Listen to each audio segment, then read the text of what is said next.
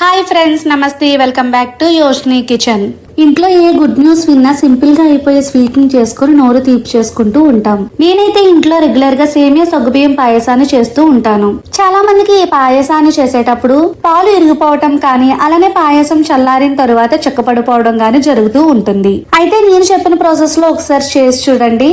పాయసం చేసేటప్పుడు పాలు ఇరిగిపోవటం కానీ, అలానే పాయసం చల్లారిన తర్వాత ఎన్ని గంటలైనా కూడా చిక్కబడకుండా ఉంటుంది. మరి ఈ సేమియా సగ్గుబియ్యం పాయసాన్ని చాలా సింపుల్ గా అలానే చాలా టేస్టీగా చేసుకోవచ్చండి. మరి లేట్ చేయకుండా సేమియా సగ్గుబియ్యం పాయసాన్ని ఏ విధంగా ప్రిపేర్ చేసుకోవాలో చూసేద్దాం.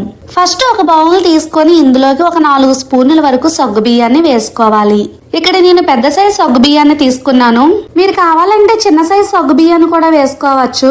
ఈ సగ్గుబియ్యంలో వాటర్ ని వేసుకొని ఈ సగ్గుబియ్యం పై ఉన్న డస్ట్ అంతా పోయేటట్టుగా 2-3 సార్లు బాగా వాష్ చేసుకోవాలి.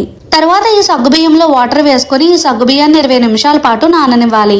ఈ విధంగా మనం సగ్గుబియ్యాన్ని నానబెట్టుకోవడం వలన సగ్గుబియ్యం బాగా నాని త్వరగా ఉడికిపోతుంది.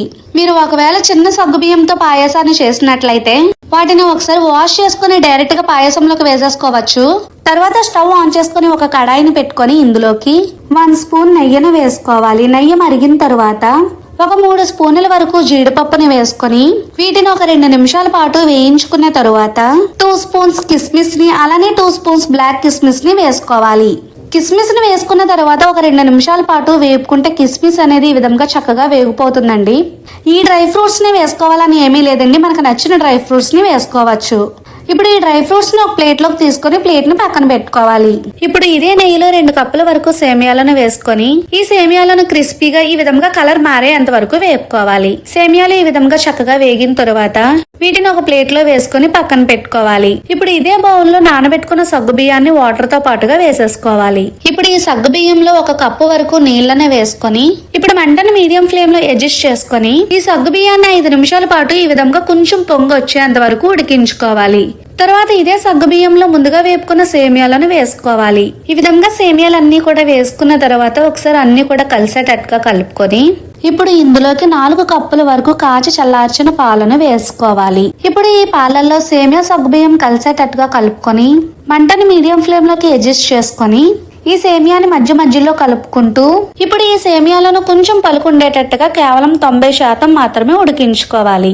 ఈ సేమియాని మనం 100% ఇప్పుడే ఉడికించేసుకుంటే సేమియాని మనం స్టవ్ ఆఫ్ చేసేసుకున్న తరువాత ఈ కడాయి హీట్ కి త్వరగా జావ్ అయిపోయే ఛాన్స్ ఉంటుంది. కాబట్టి 90% మాత్రమే సేమియాని ఉడికించుకున్న తరువాత సేమియాని ఏ కప్పుతో కొలుసుకున్నామో ఇప్పుడు అదే కప్పుతో 2 కప్పుల వరకు పంచదారని వేసుకోవాలి.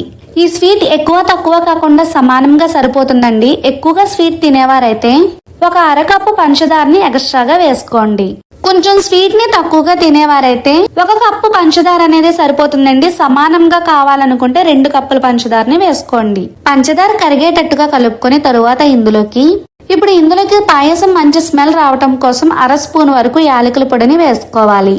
ఇప్పుడు ఇందులోకి మనం ముందుగా వేపుకొని పక్కన పెట్టుకున్న డ్రై ఫ్రూట్స్ ని వేసుకుని స్టవ్ ఆఫ్ చేసేసుకోవాలి. ఇప్పుడు ఈ సేమియా చిక్కబడకుండా ఉండాలంటే సేమియా గోరువెచ్చగా ఉన్నప్పుడే ఇప్పుడు ఇందులో కప్పు వరకు గోరువెచ్చటి పాలని వేసుకొని ఈ పాలన్నీ కూడా పాయసం మొత్తం కలిసేటట్టుగా కలుపుకోవాలి. ఈ విధంగా కనుక మనం పాయసం గోరువెచ్చగా ఉన్నప్పుడు గోరువెచ్చటి పాలని వేసుకొని కలుపుకుంటే ఎన్ని గంటలైనా కూడా సేమియా అనేది గట్టి పడకుండా ఉంటుంది. అంతేనండి, చాలా సింపుల్ గా సేమియా సగ్గుబియ్యం పాయసాన్ని చేసుకోవచ్చు. మీరు ఇంట్లో ఎప్పుడైనా ఈ సేమియా పాయసాన్ని ట్రై చేసినప్పుడు ఇప్పుడు నేను చెప్పిన ప్రాసెస్ లో చేయండి, చాలా బాగా కుదురుతుంది. మరి ఈ వీడియో కనుక మీకు నచ్చితే లైక్ చేసి మీ ఫ్రెండ్స్ కి, మీ రిలేటివ్స్ కి షేర్ చేయండి. మరిన్ని ఈజీ రెసిపీస్ కోసం నా ఛానల్ ని సబ్స్క్రైబ్ చేసుకోండి. Thank you for watching. Bye bye.